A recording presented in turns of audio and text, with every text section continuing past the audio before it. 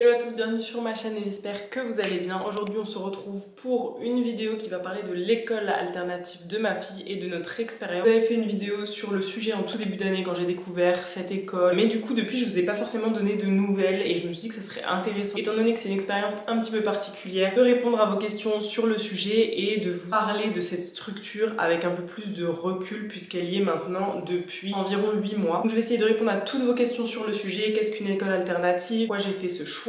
Au niveau du prix, combien ça coûte, qu'est-ce qui diffère de l'école publique, bref, on va voir ça ensemble. Ma petite déco d'arrière-plan, c'est Alma qui fait des nids en laine qu'elle met juste ici pour ses bébés dinosaures. Ça rentre dans les couleurs de ma maison finalement. Qu'est-ce qu'une école alternative et pourquoi j'ai fait ce choix? Tout d'abord, c'est une structure qui peut être vraiment différente selon l'école que vous choisissez. Il y a différents types de structures, souvent ce sont des écoles qui sont hors contrat. Vous avez des écoles qui sont privées mais qui sont en contrat avec l'éducation nationale. Souvent les écoles alternatives qui sont des écoles Montessori, c'est vraiment des écoles qui sont hors contrat, donc qui ne sont pas en soi liées à l'État, mais il y a quand même des obligations pour ouvrir ce type de structure qu'il faut valider par l'État. Il y a aussi des inspections qui peuvent être tous les ans par l'État et généralement, par exemple, dans la structure dans laquelle est ma fille, ils ne loupent pas l'inspection, donc il y a vraiment une inspection qui est faite tous les ans. Donc qui dit école hors contrat ne dit pas non plus la foire à la saucisse. Là par exemple, je suis en train de regarder, en général les structures Montessori respectent les réglementations éducatives du pays et il y a des vérifications des inspections annuelles par les autorités éducatives pour s'assurer que l'école respecte les normes requises en matière d'éducation, de sécurité et de bien-être des enfants. En gros, pour garantir que l'école offre un environnement d'apprentissage sûr et de qualité. Après, ça peut être vraiment des structures qui sont différentes. Il y a des écoles de la nature où tout l'apprentissage se fait autour de la nature. Il y a des écoles vraiment Montessori qui sont vraiment basées uniquement sur la pédagogie Montessori. Bref, vous avez l'annuaire des écoles libres qui référence toutes ces structures. Mais moi, clairement, pour trouver l'école d'Alma, par exemple, j'ai tapé école Montessori plus le nom de ma ville et c'est l'école qui est ressortie. Mais après ça peut être des pédagogies différentes. Il faut vous renseigner selon la pédagogie que vous voulez peut-être pour votre enfant ou selon les structures qui sont à disposition autour de chez vous et allez les voir. Franchement, tout simplement, je pense que c'est vraiment le meilleur moyen de se rendre compte. Souvent, ce sont des écoles aussi qui sont payantes puisqu'elles ne sont pas accompagnées par l'État au niveau matériel, entretien des structures, etc. Et donc, pourquoi moi j'ai fait ce choix de mettre ma fille là-bas? Je vous remettrai le vlog que je vous ai fait où je vous expliquais ma décision la semaine d'après, en gros, quand j'ai découvert cette structure, ce qui s'est passé, etc. En fait, moi j'ai mis ma fille à l'école publique. Je voulais vraiment mettre Alma à l'école publique de base, c'était quelque chose qui était important pour moi. Tellement important que l'école soit gratuite, que l'accès à l'éducation soit gratuit, je voulais pas du tout la mettre en école privée et j'avais pas forcément pensé aux écoles alternatives non plus parce que je n'avais pas connaissance de l'école qui se trouvait vraiment à 10 minutes de chez moi. J'ai mis ma fille en école publique pendant une semaine. Dès que je disais que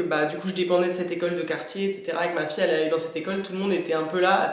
Ah ok, bon courage quoi. Je pense qu'il faut pas se voiler la face. Selon chaque quartier, tous les enfants n'ont pas accès aux mêmes structures. On part pas déjà avec même égalité d'école, même au niveau de la maternelle. Bref, ne voulant pas me démonter, moi je me suis dit on va voir franchement et j'ai envie de la mettre dans cette école publique. Vraiment partie avec toutes les bonnes intentions et je voulais vraiment l'accompagner au max. Elle a fait son entrée dans cette école et c'est vrai qu'il y a plein de choses que je me suis pris un peu en pleine face. Le rythme de l'enfant qui est pas respecté, c'est-à-dire que par exemple les siestes sont obligatoires l'après-midi. Elle n'en faisait plus depuis l'âge de ses 2 ans, donc en fait soit je devais la prendre avec moi l'après-midi, donc revoir toute mon organisation, soit trouver une nounou en mode de garde l'après-midi, soit elle devait en fait rester dans la salle de sieste et faire semblant de dormir comme ça. La première chose, elle m'a dit j'ai pas du tout envie de rester l'après-midi je reviendrai avec toi, je veux pas être obligée à faire la sieste. Autre point du respect de l'enfant, la propreté, les enfants étaient obligés d'être propres. Beaucoup de choses qui m'ont moi perturbée dans le sens où dès le premier jour il n'y a pas eu de présentation de l'enseignant, il n'y a pas eu de présentation des enfants entre eux alors qu'ils étaient plus de 27 dans la classe et moi ma fille était aussi avec des moyens donc qui étaient beaucoup plus grands, il n'y a pas eu de présentation avec les moyens et ils ont tous dû au bout de 10 minutes tous se tenir la main. Alors ok, au niveau de l'organisation, l'école préfère que les parents partent beaucoup plus vite pour laisser les enfants en gros ils trouvent que c'est moins galère quoi, que les enfants pleurent moins longtemps, voilà, hop on les dépose, on s'en va tout de suite, mais pour moi c'était pas du tout la vision que j'avais de l'accompagner à l'école. J'ai pas pu rester, j'ai pas pu poser les questions que je voulais, j'avais encore 1001 questions sur l'organisation, j'ai pas été rassurée mais du tout et j'ai même été angoissée en fait à l'idée de la laisser dans ce lieu où contrairement à la crèche, il y a un accompagnement des enfants mais même des parents qui étaient hyper présents quand même sans être trop non plus parce que j'en demande pas non plus énormément je pense, mais là vraiment en fait de l'avoir vu dans ce cadre là ça m'a clairement traumatisée en vrai. C'était très difficile pour moi sachant que j'essaye depuis petite de lui transmettre une éducation bienveillante entre guillemets. Je renvoie vers ma vidéo de la semaine dernière où je vous ai partagé toutes les valeurs éducatives que j'essaie d'appliquer avec Alma au quotidien et c'était trop difficile pour moi de voir qu'en fait à l'école elle était bridée au point où elle devait répondre sur beaucoup de problématiques pour que ça facilite la vie des adultes, mais des choses qui n'étaient pas du tout en cohérence avec elle en tant qu'enfant. Bref, cette semaine là où je l'ai mise à l'école, je me suis sentie tellement mal que j'ai fait des recherches en fait en me disant bah il y a peut-être une école Montessori, je ne sais pas où, et après je me suis dit mais en fait j'ai même pas recherché dans ma ville, et j'ai trouvé cette école qui vraiment est à 10 minutes de chez moi, qui est une école dans une yourte, qui fait une pédagogie Montessori. La cour de récréation c'est vraiment un jardin en pleine nature, ils font des sorties en forêt toutes les semaines, donc c'est vraiment juste au bord de la forêt. Bref, quand je l'ai visité, je me suis sentie tout de suite bien, tout de suite en accord avec les personnes qui accompagnaient les enfants. La façon dont on parlait aux enfants, ça m'a touchée parce que je me suis dit ok, les gens se mettaient à hauteur d'enfants, expliquaient aux enfants ce qui se passait de façon bienveillante. Il y avait aussi un mélange des générations qui m'a touchée dans le sens où il y a les primaires et même le collège qui aident parfois les plus petits dans la cour de récréation, etc. Il y avait vraiment un esprit très familial et d'accompagnement bienveillant qui m'a directement touchée, en plus de voir tout le matériel qu'il y avait à l'intérieur, le matériel Montessori, tout ce qui était vraiment fait pour les enfants, à la hauteur des enfants, toutes ces structures à la fois en nature mais aussi humaines, etc. Ça m'a vraiment touchée. Je me suis dit ok, en fait c'est ça que j'ai toujours voulu pour elle. C'est vraiment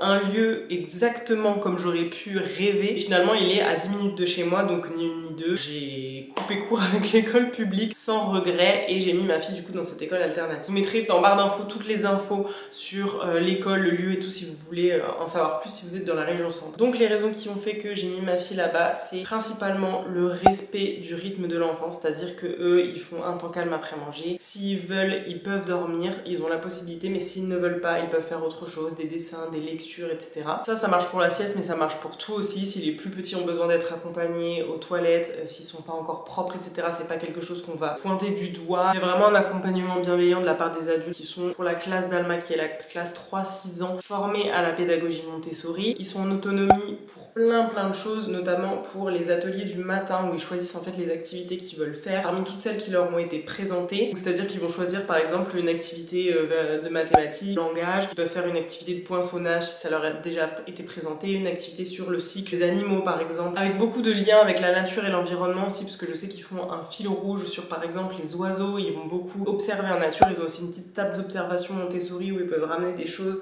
quand ils partent en forêt, voir ensuite les observer à la loupe, les laisser à disposition pour que les autres puissent voir aussi. Ils ont beaucoup de thématiques autour des saisons, notamment aussi de la peinture, de l'art. Ils ont la possibilité aussi le matin d'avoir une collation, donc tous les matins on amène une collation pour qu'elle soit partagée avec tous les enfants. Tous les enfants peuvent se servir au cours de la matinée s'ils ont envie d'une collation. Pareil, si d'un seul coup ils ont énormément d'énergie, qu'ils ont besoin de courir, se défouler, il y a un petit timer où l'enfant peut du coup avec un adulte sortir se défouler dehors le temps d'une minute ou deux pour ensuite reprendre ses activités. Enfin en fait tout est fait pour accompagner les enfants qui sont tellement des éponges à émotions à cet âge-là et qui ont aussi tous leur façon de vivre les choses. Plus l'aspect nature, écologie qui moi m'a forcément impacté. Par exemple ils ont des toilettes sèches, ils ont des lingettes réutilisables. Pour le midi ils ont des petites serviettes qui lavent à chaque fois. Pour le goûter ils font un pain maison. Plein de petites choses où je me suis dit mais en fait c'est tellement un environnement que j'aimerais pour elle et qui reprend aussi toutes les valeurs de moi, mon éducation, parce que je voulais pas complètement différer en mode l'école c'est comme ça et mon éducation c'est comme ça. Enfin ça me semblait logique de vouloir une cohérence entre ce qu'elle apprend à l'école, ce que l'école lui apporte et ce qu'on vit tous les jours à la maison en fait. C'est vraiment à côté de la maison, donc c'est comme si je dépendais de cette école au final. Je peux y aller en voiture vraiment en 5 minutes, je pourrais même y aller en vélo je pense cet été. Parfois il y a des structures qui sont aussi très loin, ça peut être aussi coûteux etc.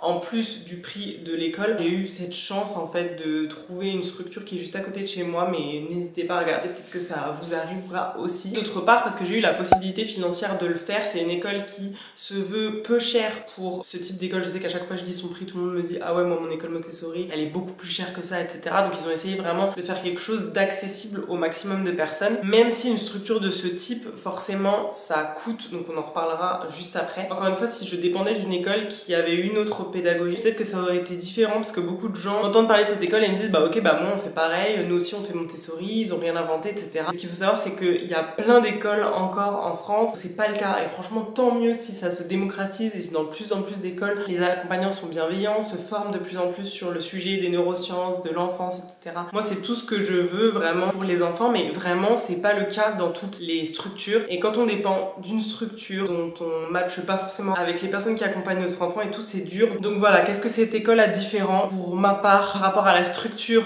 dont je dépendais publiquement, ça a énormément de différences, vraiment ça n'a rien à voir. Que ce soit le cadre, l'accompagnement, l'autonomie des enfants, leur bien-être en général. Et tant mieux si certaines écoles le font déjà. Parce que des fois on me dit c'est exactement la même chose hormis le cadre nature. Tant mieux franchement, si c'est déjà le cas, c'est déjà un gros pas, une grosse avancée. Je sens que cette vidéo va durer des plombs. Tellement de choses à dire sur le sujet. Parlons maintenant du prix, comme ça sera fait parce que c'est une question qui revient très régulièrement. Cette école coûte 3200 € à l'année. C'est basé sur le quotient CAF, c'est de 3100 à 3300, quelque chose comme ça, donc c'est vraiment une fourchette qui est pas énorme selon le quotient, que je ne trouve pas si cher que ça. Je sais qu'il y a des écoles qui sont à 10 000 € l'année, 15 000 € l'année. Je sais en plus que la volonté des personnes qui ont créé cette structure, c'est vraiment que ça soit accessible à tous. Néanmoins, il y a des coûts qui ne sont pas compressibles, que ce soit la structure, donc l'entretien, par exemple pour les toilettes sèches, il faut acheter de la sûre, tout ce qui fait l'entretien d'une école au global. Payer également les intervenants, les accompagnants qui sont auprès des enfants tous les jours. Par exemple, dans la classe d'Alma, ils sont 15, donc des enfants de 3 à 6 ans. Il y a 2 ou 3 personnes à chaque fois, donc forcément pour les plus petits, bah oui, c'est des salaires. Ce sont des personnes qui ne sont pas payées par l'État, donc il faut les payer. En plus, en fait, aucun coût n'est pris en charge par l'État. Il y a certaines aides, il me semble. L'association bénéficie, mais grosso modo, bah, il faut bien payer tout le reste, les choses qu'on ne voit pas forcément quand on est en école publique, parce que c'est payé en partie par nos impôts. Il y a également tout le matériel qui a été acheté, le matériel Montessori et le matériel qui s'abîme, qu'il faut remplacer régulièrement, les goûters maison qu'ils font aussi, parce que je vous disais, il faut un pain maison, il faut un goûter aussi le vendredi, donc il y a tout ce qui est matière première, même si ce type de structure aimerait que ça soit possible, que ça soit gratuit. Il y a aussi une partie bénévolat qui est demandée pour les parents. Après, c'est vraiment en fonction de son travail, de son emploi du temps, de son envie, de ses compétences, etc. Donc moi, je sais par exemple que je fais les réseaux sociaux, notamment le Instagram de leur association et de l'école, et je fais aussi le ménage le lundi, donc ça peut être des heures de ménage, ça peut être des heures de temps à être avec les enfants, à jouer avec les enfants, de la réparation pour aider quand il y a un problème au niveau bricolage. Ça peut être toutes sortes de choses selon les compétences de chacun. Et je trouve ça aussi cool parce qu'au final, ça nous rend tous un peu dépendants de cette structure, dans le sens où ça nous lie et on participe tous pour que ça soit le meilleur possible pour nos enfants. En plus de ça, par exemple, le ménage, ça me permet vraiment d'être dans la classe d'Alma, d'y entrer. Ça, c'est un point que j'ai pas abordé, mais c'est vrai que dans l'école classique, de ce que j'ai vu moi, c'est vraiment les parents ne rentrent pas dans la classe. Là, avec Alma, je sais que tous les soirs, je peux rentrer dans la structure, je peux jouer avec elle 1 heure si j'ai envie. Après l'école, je peux rester, parler avec les autres enfants, interagir même avec les accompagnateurs, etc. Donc il y a vraiment un lien de proximité et de transparence qui fait que je suis au quotidien dans son école. Et ça, c'est quelque chose qu'il n'y a pas forcément avec l'école publique, où il y a vraiment parfois une barrière dont on ne sait pas trop ce qui se passe à l'école. Et souvent, c'est compliqué parce que nos enfants ne peuvent pas non plus nous dire selon l'âge qu'ils ont, etc. Et même s'ils parlent, souvent c'est qu'est-ce que tu as fait aujourd'hui, ils sont déjà passés à autre chose. Ça me permet vraiment d'être dans sa classe, de rebondir sur les activités et de lui dire ah bah ça, est-ce que tu l'as déjà fait? Elle peut me montrer elle-même les activités qu'elle fait, ce qui s'est passé. Il y a des souvenirs qui lui reviennent beaucoup plus facilement quand on est dans la structure, parce que les enfants ont du mal à, quand ils sont dans un autre environnement, bah ils sont déjà passés à autre chose et la journée d'école pour eux est finie quoi. Ça permet vraiment de connaître les enfants, de connaître les parents, de connaître les accompagnants. Une transparence qui est d'autant plus chouette en tant que parent parce qu'on a vraiment un pied dans l'école qui est finalement la suite de notre éducation, donc c'est aussi bien comme ça quoi. Sachant que c'est pas non plus la fête, par exemple le matin je la dépose et je ne rentre pas dans sa classe, c'est vraiment elle qui rentre dans la classe et je la laisse à l'intérieur le matin. Moi cette partie elle est tellement importante pour que l'enfant voit aussi. On est lié à l'école, que ce soit pas juste un truc où tu le déposes et ok j'ai aucun lien avec l'école, là on évolue vraiment ensemble dans son école, s'il y a des problématiques on les partage ensemble. À partir de quel âge peut-on la mettre dans ce type de structure et jusqu'à quelle classe? Vraiment parler pour la structure dans laquelle Alma est, parce que pour le reste je ne sais pas, il faut vraiment vous renseigner parce que chaque structure a une organisation différente. Là pour Alma c'est à partir de 3 ans, donc vraiment en maternelle, jusqu'à 18 ans. Donc ils ont 3 types de classes. Il y a les marronniers qui font vraiment 3 à 6 ans, donc tous les enfants sont mélangés, il y a une quinzaine d'enfants. Ça fait aussi partie de la pédagogie Montessori de mélanger les enfants dans les mêmes catégories d'âge. Je trouve ça vraiment cool parce que si les plus grands sont un petit peu force de proposition pour les plus petits et tout, c'est vraiment chouette. Ensuite il y a les fleurs de lys, donc qui sont de 7 jusqu'à 11 ans il me semble, qui correspond à peu près à la primaire quoi. Et ensuite il y a les eucalyptus qui sont de 11 ans à 18 ans. Donc je vais pas parler pour les autres classes parce qu'en fait j'ai pas pris assez d'informations sur le sujet étant donné que moi Alma est vraiment sur la partie maternelle, donc les 3-6 ans. Je sais juste qu'en fait par exemple pour les 11-18 ils travaillent sur un projet commun, commun qui est transversal à toutes les matières. En gros, la pédagogie est plus basée sur qu'est-ce qu'on fait de nos connaissances et comment on les applique au quotidien. Mais encore une fois, je vais pas détailler cette partie-là parce que moi je me concentre vraiment pour l'instant sur les plus petits et sur la classe de ma fille. Mais sachez qu'il y a ce type de structure qui peut exister aussi pour les plus grands. Alors je vais vous détailler rapidement, j'essaie de faire rapidement mais en même temps j'ai tellement de choses à dire dans cette vidéo. Une journée type de l'école. J'ai fait notamment sur TikTok, un TikTok où j'expliquais vraiment tout ce qui se passait tout au long de la journée. Donc je vous mettrai les petites photos juste ici. Le matin, on dépose ses affaires sur son porte-manteau dans son casier et elle met des chaussons pour rentrer dans sa yourte, sachant qu'elle a toujours à dispo aussi ses bottes et sa salopette de pluie qu'on laisse, plus son petit sac de rechange au cas où. Donc elle a son casier avec son porte-manteau. Je prépare sa boîte repas, donc ça c'est des questions qui sont aussi revenues, comment ils font au niveau cantine, etc. Donc c'est vraiment des boîtes repas qu'on prépare, chaque parent prépare pour les enfants. Donc je mets sa boîte repas qui est isotherme sur l'étagère, donc je lui fais chauffer le matin, je lui mets dans une boîte isotherme qui conserve la chaleur. J'ai mes allergies de printemps. C'est terrible. Donc soit on peut aussi mettre des choses au frigo, s'il y a des yaourts par exemple, des choses qui vont au frigo, on peut les mettre parce qu'ils ont un frigo à l'intérieur. Soit on laisse à l'extérieur, quand c'était l'hiver je laissais tout à l'extérieur parce qu'il faisait tellement froid, donc voilà. Donc ça ouais, il y a sa petite lunchbox à préparer tous les matins, ce qui est pas plus mal parce que étant donné qu'Alma, elle mange très sélectivement on va dire. Donc moi je peux lui faire des repas qui sont vraiment en fonction de ce qu'elle veut, sachant qu'à la cantine, même à la crèche ou quoi, elle ne mangeait rien du tout. Ensuite elle dépose le fruit et légumes qu'on a apporté comme je vous expliquais dans la collation partagée à l'entrée. Je dis bonjour aux adultes qui est à l'intérieur et moi je la laisse puisque le matin je n'entre pas dans la classe. De 9h à 11h du coup ils ont les activités Montessori. Donc les activités Montessori, elle choisit parmi une activité à faire. Parmi celles qui l'ont toutes et déjà été présentées, donc au fil de l'année les accompagnatrices qui sont avec elles, elles observent beaucoup en fait ce qu'ils font, ce dont ils sont capables entre guillemets, leurs avancées, pour leur proposer des activités qui sont en accord et qui pourraient correspondre à leurs besoins du moment. Donc parfois il y a une nouvelle présentation individuelle, une nouvelle activité pour elle. Donc vraiment les activités lui sont présentées individuellement d'une manière très particulière. Ensuite elle peut faire l'activité autant de fois qu'elle veut et parmi toutes les activités qui lui ont été présentées depuis le début de l'année, elle peut faire et refaire les mêmes activités, sachant qu'on lui en présente des nouvelles au fil du temps. À 11h il y a le rassemblement donc autour du cercle dans la classe avec tous les enfants pour aborder la date, la météo. Si les enfants veulent s'exprimer par exemple, ils peuvent dire ah bah aujourd'hui il manque telle personne est malade, aujourd'hui c'est mon anniversaire, etc. Enfin voilà, ils peuvent s'exprimer. À 11h30 ils ont un temps extérieur, donc juste avant manger, où ils peuvent sortir qu'il pleuve, qu'il neige, qu'il vente ou qu'il fasse soleil, et ils peuvent aussi se mettre pieds nus en extérieur s'ils ont envie. Ce qui est bien c'est que voilà, on laisse toujours une salopette de pluie, un manteau, pour qu'en fait ils puissent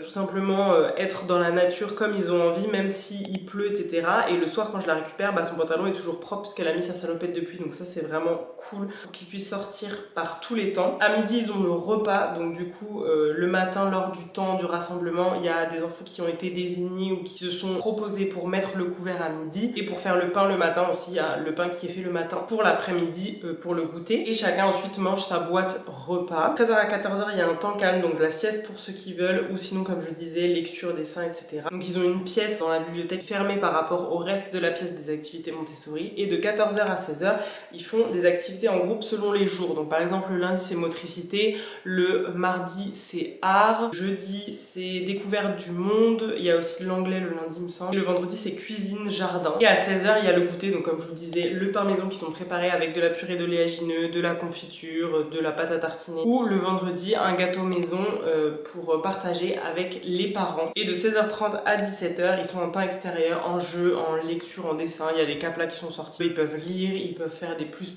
souvent je viens la récupérer donc entre 16h30 et 17h, et parfois on reste jusqu'à 18h à l'école quoi. Et après en plus il y a un temps périscolaire qui peut être pris en plus de l'école si les parents ne peuvent pas venir les chercher, au max à 17h. Voilà la journée type, sachant qu'en plus tous les vendredis matins ils vont à un endroit spécifique dans la forêt qu'ils ont choisi en début d'année pour voir l'évolution des saisons, pour jouer dans la forêt. Maintenant dans cette partie de la vidéo je vais répondre un peu aux, j'allais dire à mes détraqueurs, j'abuse, mais bon, à tous les commentaires un peu négatifs entre guillemets que j'ai reçus, notamment sur TikTok autour de cette école, qui pointent aussi du doigt certaines problématiques qui peuvent nous venir à l'esprit quand on pense à ce type d'école. Donc je trouve ça cool aussi de répondre répondre à ce genre de commentaires, même si de base c'était pas toujours bienveillant et tout, mais il y a quand même derrière une espèce de vérité à laquelle j'aimerais répondre. La première remarque, c'est que ce sont des écoles de bobos, qu'il n'y a pas de mixité sociale, que c'est vraiment un entre-soi. Moi, comme je vous le disais, je voulais vraiment pas mettre Alma dans une structure privée, notamment pour cette raison-là, parce que j'avais l'impression que voilà, il n'y avait pas forcément de mixité sociale, parce que c'est vraiment une idée reçue qui est assez courante. Je pense qu'il faut visiter la structure pour se rendre compte, pour voir si ça match avec l'énergie qu'on a envie de donner à notre enfant. Tout ce que je vais vous dire, c'est par rapport à moi, mon expérience, mon ressenti et la structure dans laquelle Alma est, mais j'aurais peut-être pas du tout le même ressenti dans une autre école alternative, par exemple, dans une autre école Montessori. La problématique de la mixité sociale, clairement, c'est une problématique finalement que j'avais en école publique. Parce que on peut se dire qu'il y a beaucoup plus de mixité sociale dans le public, mais clairement, par exemple, pour moi, c'est faux.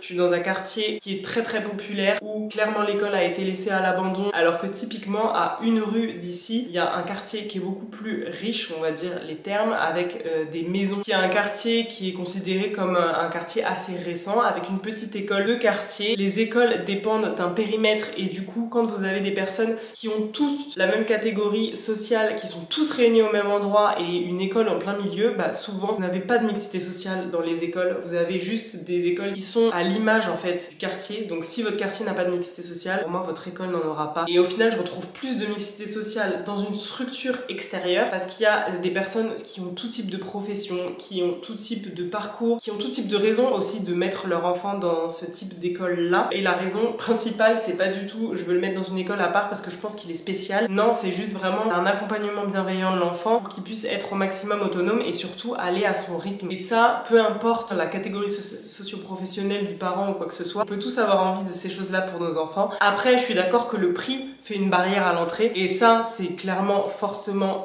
dommage, parce que moi j'aimerais que ce type de structure soit ouverte à tous, ce qui ouvrirait encore plus, je suppose, la mixité, mais en tout cas que ce soit au niveau culturel, que ce soit même catégorie socio-professionnelle, etc. Moi je retrouve beaucoup plus de mixité, comme je vous disais, dans cette école que dans l'école dont je dépendais auparavant. Donc encore une fois, allez visiter. Ça se peut qu'il n'y ait aucune mixité dans certaines écoles aussi. Il faut vraiment se rendre sur place pour voir un petit peu l'esprit de l'école. Ensuite, j'avais énormément de retours qui me disent il n'y a aucune règle. Cette pédagogie-là ne leur apporte aucun cadre, aucune règle, ils font ce qu'ils veulent quand ils veulent, c'est pas la vraie vie, etc. Alors ça, c'est tout à fait faux. Ceux qui connaissent très bien la pédagogie Montessori, il y a bien sûr un cadre, il y a bien sûr de toute façon, comme dans toutes les structures, comme dans toutes les écoles, des règles de vie, communauté, parce que quand on a plein de petits êtres humains au même endroit, il y a forcément besoin de règles, de cadres. Donc c'est pas parce qu'on leur laisse une certaine autonomie qu'il n'y a aucune règle. Comme je vous disais, par exemple, les activités, il faut que ce soit des activités qui lui soient proposées. Ensuite, elle fait l'activité, mais ensuite, bien sûr, elle doit le ranger, elle doit attendre qu'un autre enfant ait fini l'activité pour pouvoir le faire. Ou alors, si elle veut regarder l'activité que fait un autre enfant, bah, elle doit lui demander, donc en mettant la main sur son épaule, il est en train de faire quelque chose, et lui dire bah, est-ce que j'ai le droit de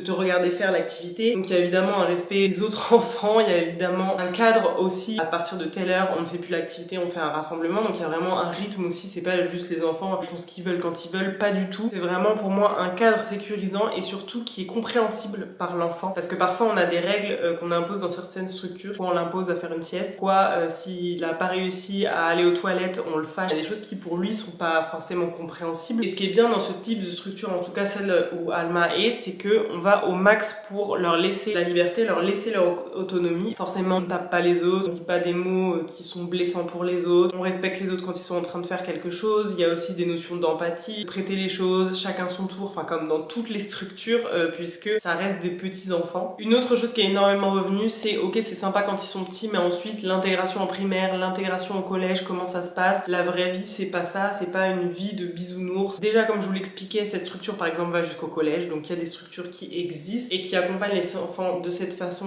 longtemps. Après, moi, c'est pas une fin en soi pour moi de mettre Alma dans ce type d'école pendant toute sa vie. Je ne sais pas où on sera demain, je ne sais pas de quelle structure on dépendra, si on déménage, si elle se sentira toujours bien dans cette école. Enfin, il y a plein de choses qui peuvent rentrer en compte, donc je me suis pas dit que j'allais la mettre là-bas jusqu'à ses 18 ans par exemple. Peut-être qu'un jour elle ira en école publique, mais pour moi, cet environnement n'aura jamais été vain, n'aura jamais été mauvais pour elle, que justement ça lui donne confiance, ça lui donne de l'autonomie, ça la fait rester dans son cocon et tant mieux. Aujourd'hui, on sait que plus l'enfance est préservée, plus on est dans un cocon, plus on nous écoute, plus on nous accompagne et mieux on gère nos émotions plus tard, mieux on sait être prêt à affronter la réalité entre guillemets, les changements extérieurs, les choses qui seront différentes, ce qu'on n'a pas forcément envisagé, etc. Pour moi, justement, tout se joue dans l'enfance et tout se joue à cette période-là. C'est pour ça, pour moi, qu'il faut miser sur les enfants, miser sur l'éducation, c'est tellement important. Et encore une fois, quand on me dit c'est pas la vraie vie, je me dis mais pourquoi ça le serait pas en fait? C'est pour ça aussi que j'ai voulu la mettre dans ce type de structure, parce que j'ai eu cette pensée de me dire mais comment on va faire? La réalité est tellement différente. Mais en fait, est-ce que c'est pas juste la réalité que j'ai envie de lui créer aussi? Est-ce que j'ai pas envie que le monde devienne plus gentil, plus doux avec les enfants et même avec les plus grands enfants, les adolescents et même les adultes? Beaucoup de gens me disaient ouais mais quand elle aura un travail, elle sera obligée d'obéir à son patron. Mais peut-être pas en fait. Peut-être qu'elle remettra en question ce qu'on lui dit, peut-être qu'elle aura un esprit critique et tant mieux, peut-être qu'elle se sentira pas bien dans son travail. À ce moment-là, elle aura la réflexion de se dire bah, qu'elle peut le quitter, qu'elle peut soit se créer un travail, soit se trouver un nouveau travail dans un environnement bienveillant. Pourquoi on n'aurait pas aussi un travail Montessori? Dans le sens où pourquoi on pourrait pas travailler dans des environnements bienveillants avec un management qui nous accompagne et non pas qui nous dicte des choses? J'ai envie en fait de ce monde, que ce soit déjà pour les enfants mais aussi pour les adultes qui vont devenir. Donc en fait je me dis qu'en misant sur ces structures là, et oui c'est payant, et oui c'est à part, et malheureusement oui c'est les mettre en dehors du système classique, mais ça pousse aussi, je me dis d'une certaine façon, le système classique à voir que ces écoles sont de plus en plus visibles, qu'elles attirent de plus en plus de monde, qui regroupent des personnes qui ne se reconnaissent pas dans l'espace public, et peut-être qu'il y a un problème en fait dans l'éducation nationale au global, qui encore une fois ne peut pas être parfaite, mais qui parfois est injuste dans certaines structures par rapport à d'autres. Et je me dis que c'est aussi par là qu'on peut commencer en changeant les choses, si on a la capacité, encore une fois, si on a des structures qui sont à côté de chez nous. Enfin en tout cas moi c'était le choix que j'avais et je suis contente de faire ce choix là aujourd'hui, même si c'est un choix qui est à part en effet et qui est pas possible pour tous aujourd'hui. Autre chose qui est revenue, c'est que ces écoles sont trop perchées, que ça peut être des sectes, enfin qu'il peut y avoir des dérives, etc. Encore une fois, allez-y, visitez, rencontrez les personnes qui s'en occupent, parlez avec eux, posez-leur des questions. C'est les réponses que j'ai eues à ces questions qui m'ont énormément rassurée. Jamais on m'a dit c'est une école parfaite, c'est une école vraiment qui a tout pour votre enfant, qui sera beaucoup mieux. Non, c'est pas une école qui se positionne au-dessus des autres écoles, c'est juste une école qui se dit accueillir certains enfants qui pourraient peut-être bien s'y plaire, et des enfants peut-être qui ne s'y sont pas plu, peut-être que certains parents aussi n'aimeraient pas ce type d'école, etc. C'est une école parmi tant d'autres qui propose une éducation qui peut correspondre à certaines personnes et à certains enfants, et ça fonctionne pas pour tout le monde et c'est pas grave. Mais en tout cas, si vous avez le moindre doute, la moindre petite chose qui vous dit, l'instinct qui vous dit de ne pas mettre votre enfant dans une structure comme celle-ci, ne la mettez pas, parce qu'en effet, c'est vrai, il peut y avoir des dérives, mais encore une fois, quelle visibilité on a sur les écoles classiques aussi en comparaison. Moi là, je sais que dans l'école où elle est, il y a tellement plus de transparence, je peux poser toutes les questions que j'ai envie, je peux y être tous les jours si j'ai envie, je peux parler avec les accompagnants, savoir ce qu'elle a fait de sa journée. J'évolue aussi moi aussi dans cette structure, donc c'est beaucoup plus transparent, beaucoup plus rassurant de connaître les gens et de savoir ce qui s'y passe. Mais encore une fois, visitez, allez-y, allez voir, et après chacun fait son choix selon un petit peu son instinct. Beaucoup de retours aussi en mode la nature c'est cool, mais quand est-ce qu'ils apprennent à lire et à écrire ces gosses? Ça c'est vraiment la préoccupation principale des gens. Quand est-ce qu'ils apprennent à compter alors qu'ils sont en maternelle et qu'ils ont 3 ans? Chillax, j'ai envie de dire. Déjà le principal c'est tellement pour moi pas qu'ils apprennent à compter, mais plus à vivre en société, à être empathiques les uns les autres, évoluer, à se découvrir, à découvrir leur personnalité, à être autonome sur certaines choses, à gagner de la confiance en eux. Pour moi c'était déjà le principal. Et bien évidemment qu'ils font des activités qui sont liées, comme je le disais tout à l'heure, au langage, aux mathématiques, à l'histoire, à la découverte du monde, plein de choses. Toutes ces activités se font le matin, et comme je le disais, c'est des activités qui sont orientées, qui leur sont présentées selon leurs besoins, leurs capacités du moment, mais bien évidemment que comme dans toutes les écoles, ils apprennent à lire, à écrire, à compter. Des retours aussi qui me disaient c'est cool pour un centre aéré ou pour une colonie de vacances, mais c'est pas une école quoi. Ça me fait rire, parce que pourquoi on pourrait pas apprendre dans un cadre qui est chouette? Pourquoi on devrait apprendre vraiment dans une école sobre, qui est monochrome, qui est noire et blanche, qui est vraiment dans un piteux état? Je trouve que c'est tellement triste cette vision qu'on a de l'école qui doit être très scolaire, alors que l'apprentissage pour les enfants, notamment de ce petit âge, se fait tellement tous les jours, n'importe quand, et pas forcément sur les bancs de l'école, pas forcément assis, mais justement quand ils sont dans l'action, manipulent quand ils font par eux-mêmes. Et donc ce cadre en plus de la nature, cet environnement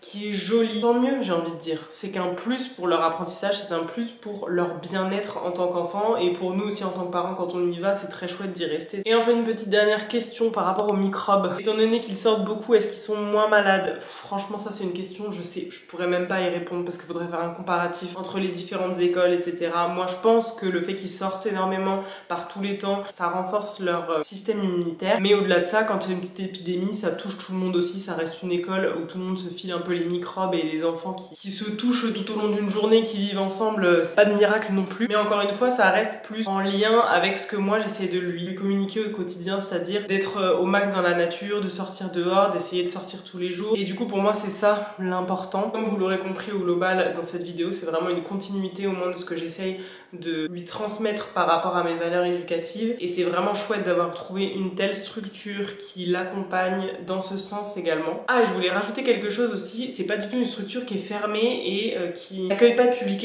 extérieur. Il y a une association en fait qui fait aussi énormément d'activités pour les enfants pendant les vacances. Il y a le centre de loisirs aussi qui est ouvert le mercredi pour tous les enfants, même ceux qui sont en école publique. Ils font aussi des sorties en extérieur, ils vont au musée, ils vont à la bibliothèque, ils vont à la maison de la culture, enfin ils vont voir des expositions, etc. C'est une école et une structure qui essaye aussi d'aller vers l'extérieur, pas de les couper du monde. Donc bien évidemment, ils ont des contacts avec d'autres enfants, d'autres écoles, bien évidemment. Ils évoluent dans la société en fait, ils sont pas complètement fermés dans leur bulle. Et ça c'est super important aussi. J'espère que je vais répondu à toutes les questions qui m'ont été posées. N'hésitez pas si vous avez d'autres questions à répondre en commentaire, mais c'est à peu près les grosses problématiques qui reviennent, les grosses questions, etc. qui reviennent. J'espère que mon partage d'expérience pourra vous être utile. J'espère que ça peut semer une petite graine aussi parmi tous les modèles d'éducation dont on parle et ceux qu'on connaît peut-être un peu moins. Il y a plein de choses qui existent, il y a aussi l'instruction en famille, et plein d'autres choses qui existent et moi-même avant je me serais peut-être pas permise de penser à ces choses-là pour ma fille. On a tendance à penser au système classique comme pour nous, on a tendance à penser au travail classique, etc. Quand on sort un petit peu de ces normes-là, ça fait aussi du bien de voir qu'il y a des choses merveilleuses qui existent. J'ai pas parlé qu'en plus ils avaient un potager. C'est aussi très chouette